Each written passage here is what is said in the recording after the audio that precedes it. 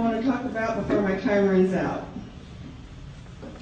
How can we as a church break down the barriers and move the Lord's work forward? First of all, we can begin to show respect for each other. And by that I mean respect for each other's culture, language, rights, customs, etc. Black culture is not white culture. It's not European. It's black culture. Black culture, better known as gospel music, is not white music, better known as contemporary Christian music. When black people join this church, they often, not always, but they often have a great deal of adjusting to do. Now, when was the last time y'all heard some good old-fashioned black gospel music played in your ward? A few years ago, a senior sister missionary actually told me that we can't have black music in church because black music isn't reverent. Excuse me? This is my culture you're talking about. And to tell anyone that the music of their culture is irreverent to God is not showing respect. How many of you have heard of Soul Saints before? This is an LDS group that sings the hymns of the church. Look over them. I have Soul Saints. I love this CD. Okay? They give a whole new flair for hymns of the church. Even my husband, who attends church with me every week, and he's not a Latter-day Saint.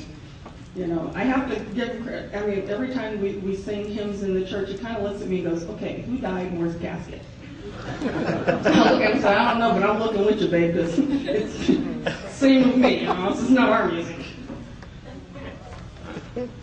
Another thing that we can do is keep our hearts and minds open to people of other cultures and faiths. And I'm not talking about just black people anymore, okay? I'm talking anybody. I don't care who they are. I don't care what their ethnic background is. I don't care where they came from, okay? I was made to quit trying to destroy this church and then subsequently brought into the fold because somebody dared to get to know me, befriend me, understand me, and most importantly, accept me where I was, for who I was, without judging me or my current beliefs.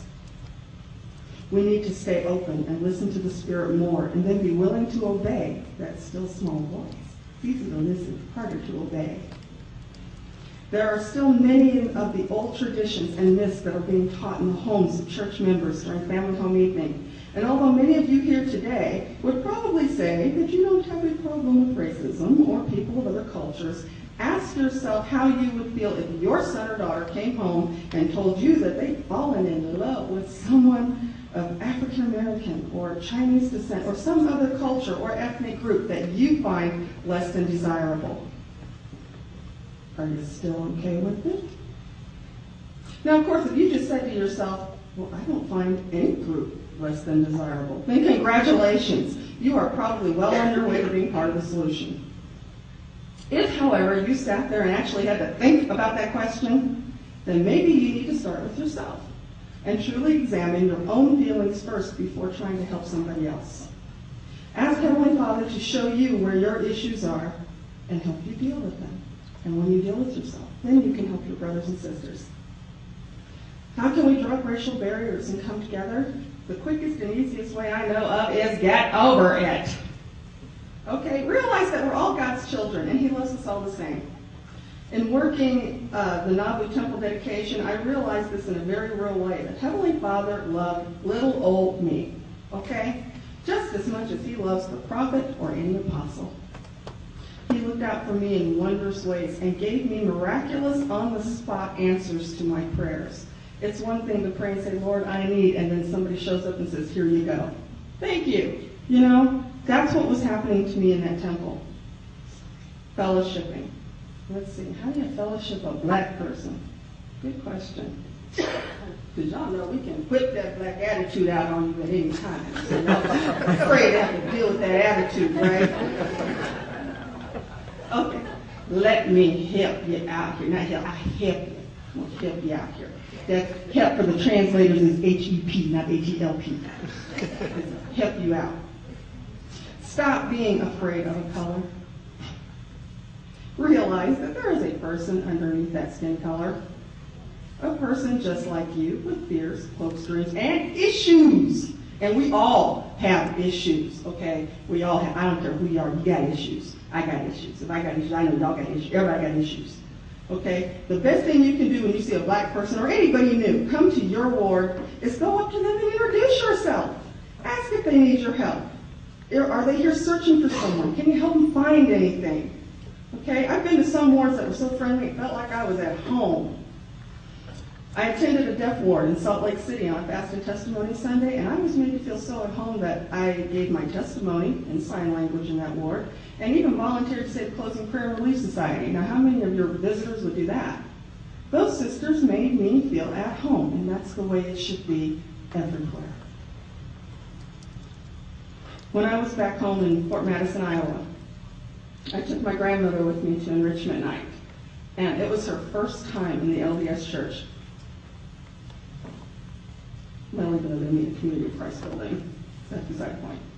My grandmother is a blank slate. She knows absolutely nothing about us. Now I get to talk to her. Even though the ward, she made a dish, she came with me to enrichment night, and that night it was like beans night, legumes night. And so I asked my grandmother to prepare a dish to bring to enrichment. And she did. And it went over really well. It was awesome. Everybody kept asking me, who made this? Who made this? My grandma. Of course, you think I would cook something? Not a chance. Now, even though that ward had never had a black person before, those sisters made my grandmother feel welcome. They talked with her, and she got to know all of them. So when Sunday rolled around, and I invited my grandmother to come to church with me, she came. Why? Because those sisters made her want to come back. When we got to church, the sisters who had been at enrichment the week before already knew her and were quick to come up and welcome her to church. And she actually stayed all 3 hours with me and had a wonderful time sharing some of her wisdom with us in Relief Society. Now she's been put in touch with the full-time missionaries and has volunteered to help the sisters with whatever she can do. That's how it's done. It's that simple. You introduce yourself. You offer to help. You be a friend. Forget the skin color. You see, she had just as many issues about the church as some of our members do with blacks. Before I went to Fort Madison, my grandmother told her best friend that I was coming. This was all for the Nauvoo Temple dedication. And that we'd all be going through the Nauvoo Temple together. Of course, now one of her friends thought, she can get us into the open house. My grandmother said, well, yes, my granddaughter can do anything. I'm like, don't tell her anybody can go. Okay, we'll let her just think I'm awesome. That works. Well, her friend asked if I was black, and my grandmother was thinking, well, why are you asking me if she's black? Can't you see I'm black? Yeah, of course she's black. She said I was not only black, but I was a Latter-day Saint. Well, her friend, of course, who was white, had no idea that there were black members of the church. Even today, 2002, this is sad, people. There are those who don't know. There are still people out there, black and white, who still haven't heard the ban was lifted. There are still people out there who think blacks can't join the LDS church. There are still people out there who think the LDS church is racist. We know the truth. So it's up to us to be proactive and do something about it.